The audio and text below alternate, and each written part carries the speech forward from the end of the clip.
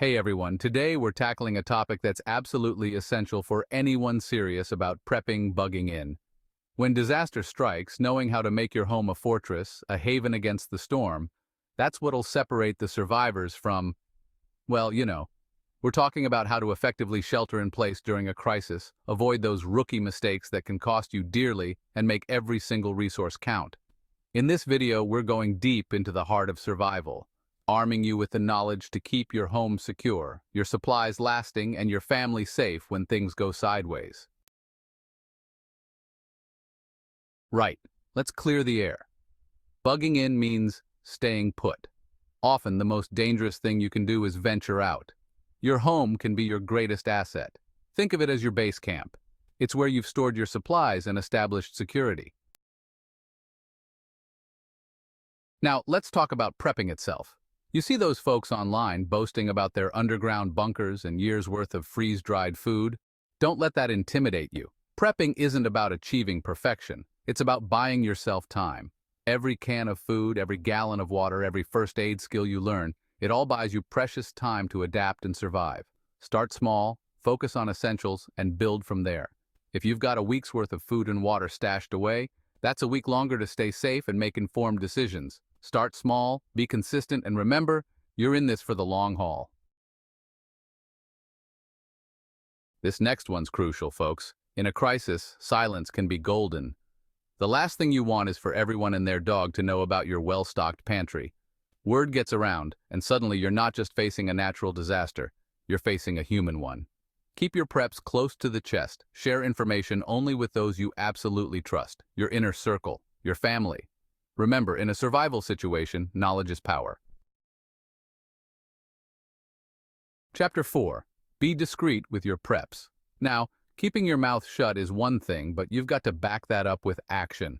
Don't be that guy with a doomsday prepper sign plastered on your front lawn. Blending in, keeping a low profile, that's your best defense. Store your supplies discreetly. Out of sight, out of mind. Think hidden compartments, basements, attics, places you wouldn't expect. And when you are bringing in supplies, be smart about it. Be subtle, be strategic, like a ghost disappearing into the shadows. Chapter 5. The importance of a guard dog. Out here in the wild, a good dog can be your lifeline, and guess what? That same principle applies to bugging in.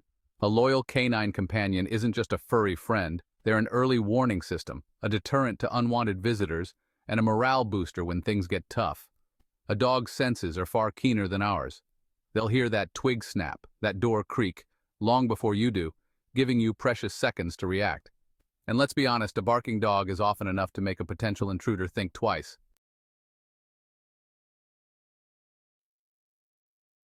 Chapter 6. Modern and low-tech solutions.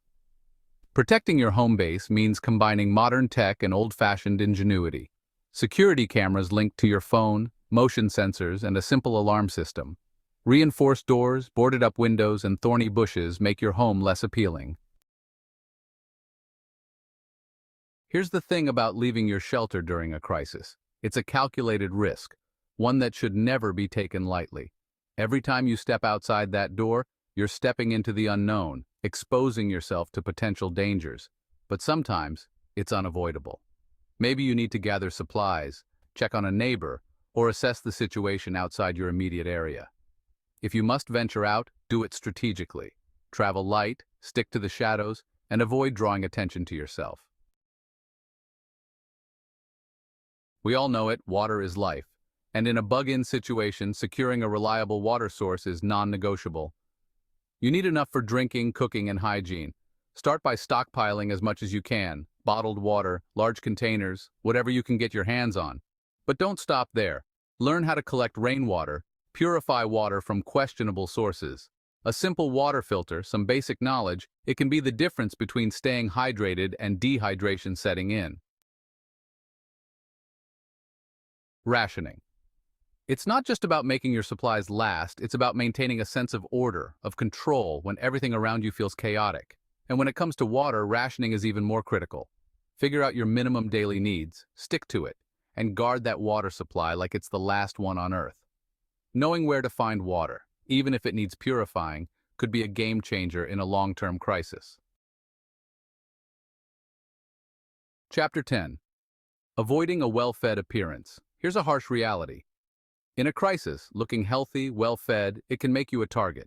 Desperation breeds envy, and envy can make people do desperate things. It's not about being paranoid, it's about being smart. If you're out interacting with others, try to downplay your own well-being. Remember, survival is about blending in, not standing out. Chapter 11. How to stay under the radar. Remember those campfires, the ones that kept us warm and fed in the wild? Yeah, those are beacons in a bug-in situation. The smell of cooking, the smoke, it travels and it attracts attention, and not the kind you want. If you have to cook, prioritize foods that don't have a strong odor. Think cold meals, things you can eat without firing up the stove. The less of a trace you leave, the safer you'll be. Chapter 12. Stay in the shadows. Nighttime, it's your friend. Darkness is a cloak, concealing you from prying eyes. That means keeping your home as dark as possible. Blackout curtains, minimizing light usage. It all helps to maintain a low profile. A well-lit home in the middle of a blackout, it screams, "We've got resources," not exactly the message you want to be sending out. The less visible you are, the less likely you are to become a target. Chapter 13. When to drive, when not to drive. In a crisis, your car can be both an asset and a liability. Sure, it offers a means of escape, a way to cover ground quickly, but it also makes you incredibly vulnerable. A car is easily spotted, it requires fuel, and it can malfunction. If you must drive, do it with a purpose. Plan your route carefully, avoid main roads, and travel during daylight hours if possible. Remember, driving during a crisis should be a last resort, not your default mode of transportation. Chapter 14. Conserving heat and energy. When the grid goes down, staying warm becomes a top priority. But that doesn't mean cranking up the fireplace and pretending everything's normal. Conserving heat is crucial. Focus on heating 1 or 2 rooms, the ones where you'll be spending most of your time. Layer up your clothing, use blankets, huddle together for warmth. Staying warm isn't about luxury, it's about survival. Chapter 15. Mental health and boredom. Look, surviving a crisis isn't just about physical resilience, it's about mental toughness. The boredom, the confinement, the uncertainty, it can wear you down. That's why it's essential to have a plan for maintaining morale. Books, board games, puzzles, anything to keep your mind occupied, to break the monotony. And don't underestimate the power of human connection. A strong mind is just as important as a strong body when it comes to surviving a crisis. Now, I know we talked about keeping a low profile, and that still stands. But there's a balance to be struck. Helping your neighbors, building a sense of community, it can be beneficial in the long run. But you have to be smart about it. Start by offering small acts of kindness, sharing a bit of extra food, providing first aid, offering a listening ear. But avoid giving away too much information about your own supplies. A little bit of kindness can go a long way in building trust and fostering a sense of community. This should go without saying, but when it comes to your supplies, every ounce, every drop, every watt counts.